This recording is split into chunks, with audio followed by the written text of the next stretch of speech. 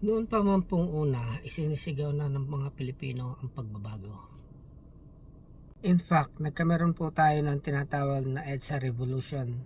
Ito po yung nangyari sa former President Ferdinand Marcos, kung saan po ang mga tao ay nagrevolusyon dahil po sa kawalan ng human rights at sa korupsyon.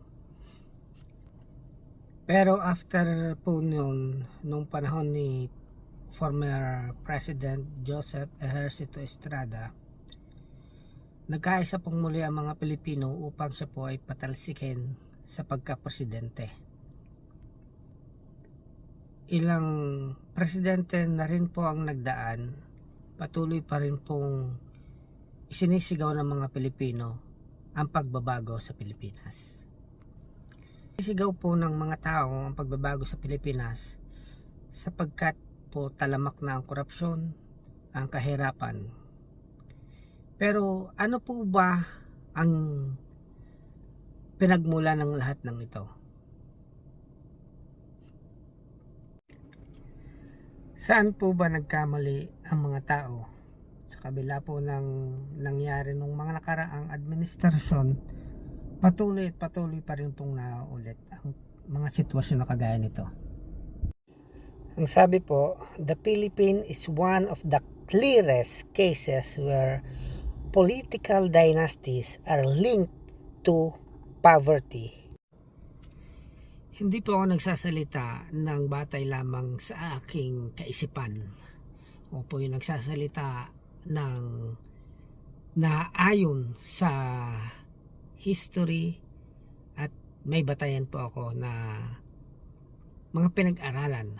Hindi lang po ako, kundi this is based sa studies po. Ang sabi nga po dito, studies show that provinces dominated by dynastic politicians tend to have higher poverty rates and lower human developments. Families like Marcoses, Arroyos, Estrada, and many others have held power for decades, controlling both local and national politics. Yan po ang isang patunay na ang political dynasty ang isa sa nagpapahirap sa bansa natin.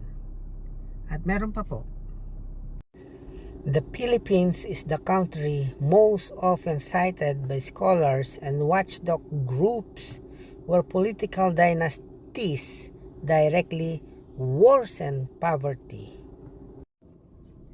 Yan po, hindi po yan galing lang sa kaisipan ko. Yan po ay pinag-aralan. Marami pong nag-research niyan na talagang ang political dynasty kaya namamayagpag ang korupsyon, ang kahirapan sa ating bansa. Kung nais po natin na mabago ang sistema sa ating bansa, kailangan pong maalis natin ang political dynasty. Sapagkat ang gobyerno po ang sandigan ng isang bansa. Kung ang isang bansa po, ang gobyerno ay mahina, corrupt, dahil po sa mga family dynasty, kawawa po ang nasasakupan ng bansang ito. Kaya po, kung gusto nating maging matibay ang Pilipinas, kailangan po nating matanggal ang political dynasty. At kung ikaw ay naniniwala na ang political dynasty ang sanhi ng kahirapan sa Pilipinas, paki-follow mo po ako at paki-subscribe mo na rin. At pagsama-sama po nating sigaw na matanggal ang political dynasty.